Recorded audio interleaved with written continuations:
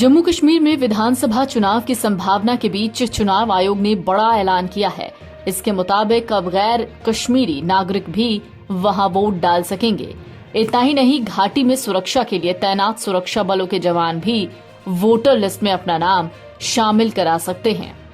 कश्मीर से अनुच्छेद 370 हटाए जाने के बाद पहली बार मतदाता सूची में विशेष संशोधन हो रहा है।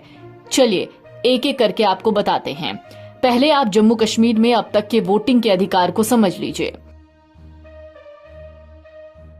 जम्मू कश्मीर में साल 2019 से पहले धारा 370 लागू था।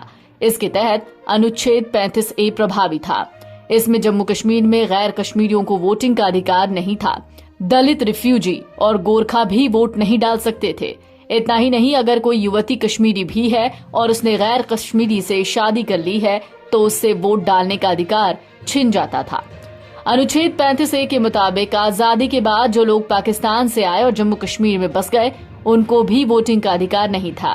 गैर कश्मीरियों को विधानसभा में वोट डालने का अधिकार नहीं था, लेकिन वो लोकसभा में वोट डाल सकते थे। इतना ही नहीं, इन लोगों को जम्मू कश्मीर में संपत्ति खरीदने और स्थायी तौर पर बसने का भी अधिकार नहीं था। जम्मू कश्मीर से धारा 370 हटा दिया गया। इसके साथ ही अनुच्छेद 35A हट गया। यूटी बनने के बाद चुनावी प्रक्रिया में कई चीजें बदल गईं। दलित, रिफ्यूजी, गोरखा और गैर कश्मीरियों से शादी करने वाली महिलाओं को भी वोटिंग का अधिकार मिल गया। अब चुनाव आयोग ने जम्मू कश्मीर में रहने वाले बाहरी लोगों और सुरक्षा बलों को भी वोटिंग का अधिकार दे दिया है। सिर्फ उनको वोटर लिस्ट में अपना नाम डलवाना होगा। अब ये भी जान लीजिए कि कौन से गैर स्थानीय कश्मीर कर सकेंगे वोट। जम्मू कश्मीर में रह रहे कर्मचारी, छात्र, मजदूर और कोई भी गैर स्थानीय अपना नाम वोटर लिस्ट में शामिल करा सकता है। वोटर लिस्ट में नाम शामिल कराने के लिए स्थानीय निवास प्रमाण पत्र की भी जरूरत नहीं है। जम्मू कश्मीर में तैनात सुरक्षा बलों के जवान भी वोटर लिस्ट में नाम शामिल कराकर वोटिंग कर सकते हैं। कश्मीरी पंडितों के लिए भी प्रावधान समझ लीजिए। कश्मीरी पंडित प्रवासी अपने गृह निर्वाचन क्षेत्रों में मतदाता के रूप में रजिस्टर्ड हैं। नए मतदाताओं के पंजीकरण के लिए दिल्ली, जम्मू और उधमपुर सहित विभिन्न स्थानों पर उनके लिए विशेष शिविर आयोजित किए जा रहे हैं और उन सभी को मतदाता पहचान पत्र दिए जाएंगे। जम्मू कश्मीर में शरण लेने वाले रोहिंग्या मुसलमानों को मतदाता सूची में शामिल नहीं किया जाएगा।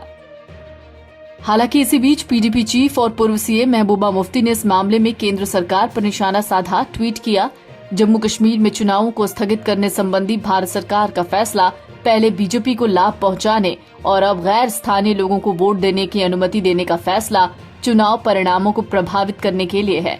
असली उद्देश्य स्थानीय लोगों को शक्तिहीन करके जम्मू कश्मीर पर शासन जारी रखना है। आपको बता दें, 15 सितंबर से वोटर लिस्ट में नाम शामिल करने की प्रक्रिया शुरू होगी, जो 25 अक्टूबर तक चलेगी। 10 नवंबर तक दावों और आपत्तियों का निपटारा होगा। 25 नवंबर तक वोटर लिस्ट की संशोधन प्रक्रिया को पूरा करने की कवायद है।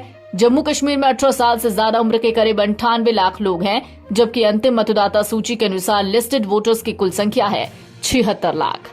NBT ऑनलाइन की रिपोर्ट।